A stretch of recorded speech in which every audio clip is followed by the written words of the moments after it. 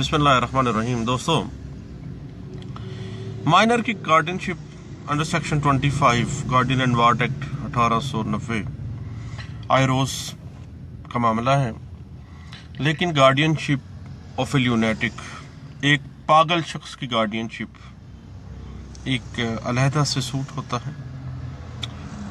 तो जनाब, section 29 of mental health ordinance 2001 जो है, उसके तहत एक एप्लीकेशन दी जाती है for the sake of guardianship of A lunatic.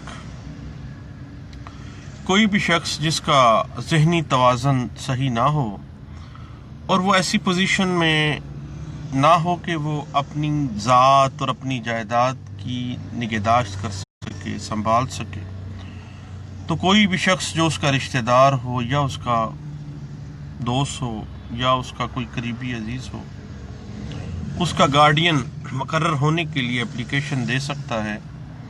ये एप्लीकेशन जो है इलाके के डिस्ट्रिक्ट जज साहब को, जहाँ पर वो ल्यूनेटिक फातिरुल अकल शख्स रहता है, वहाँ पर वो एप्लीकेशन डिस्ट्रिक्ट जज साहब को दी जाएगी।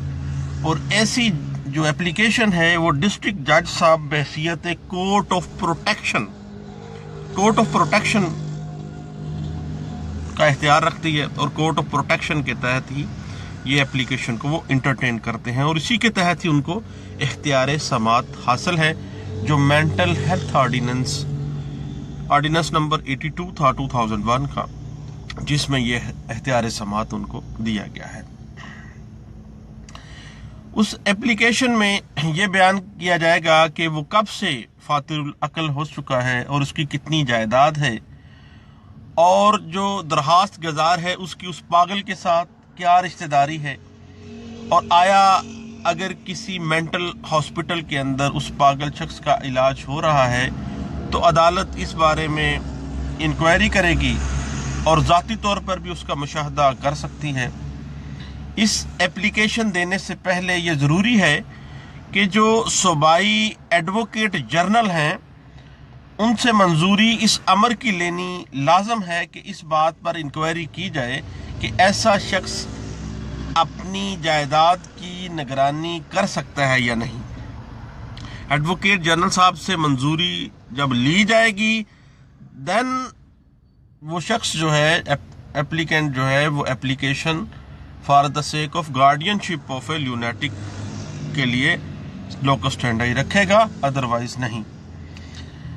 और जब ये सूबाई एडवोकेट जनरल से मंजूरी ले लेते हैं, देन ये अप्लाई कर देते हैं guardianship application under section 29 of mental ordinance 2001 उस फातिरुल अकल शख्स की गार्डियनशिप के लिए, उसकी ज़ात की और उसकी जायदाद की।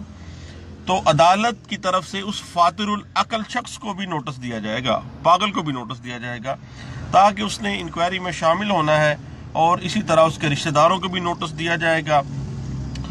और जब ये साबित हो जाता है आखिरी स्टेज पे जाके कि ये जो वाकई शख्स पागल है, जायदाद की निगहदाश्त नहीं कर सकता, तो इस एप्लीकेशन पर कंप्लायंस करते हुए अदालत जो है वो उस दरखास्त गुजार को या मुनासिब शख्स को बाकायदा गार्डियन उसकी ज़ात का और उसकी प्रॉपर्टी का मुकर्रर कर सकती है। उस एप्लीकेशन में ये बताना मैंडेटरी है कि वो कब से पागल है, किस हॉस्पिटल में उसका इलाज चलता रहा है, और इसकी कौन कौन सी जायदाद है, किस किस जगह पे मुश्तमिल है, किस किस जगह पे वो वाक़या है, ये तमाम चीज़ें उसमें बतानी हैं।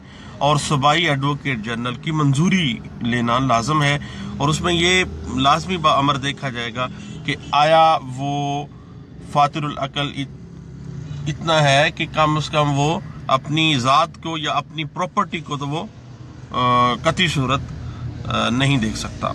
अब हमारे यहाँ पे एक पागल साहब हैं, तो हैं वो पागल, लेकिन अपनी ज़ात की हद तक वो पागल नहीं हैं, या अपनी जायदाद के मामलात में, पैसों के मामले में फाइनेंशियल कोई भी डीलिंग्स होती हैं तब वो पागल नहीं होते, वैसे वो पागल होते हैं।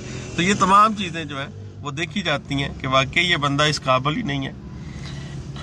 बाकी मामला आ गया कोर्ट फीस का। तो कोर्ट फीस जो है ना, वो इसके ऊपर एप्लीकेशन के ऊपर सिर्फ जो है 2 रुपए का कोर्ट फीस लगेगा और किसी वारस का दावा कि जो मौजूदा मैनेजर है उस जायदाद का उसको फातरुल अकल की जायदाद से हटा दिया जाए क्योंकि ये बंदा एम्बेजलमेंट कर रहा है, उस फातरुल अकल शख्स को नुकसान पहुंचा रहा है, पागल को जनाब पागल बना रहा है। देन जो ऐसी एप्लीकेशन होगी उसके ऊपर या जैसा दावा होगा उस पर 10 रुपए का कोर्ट फीस लगता है जनाब।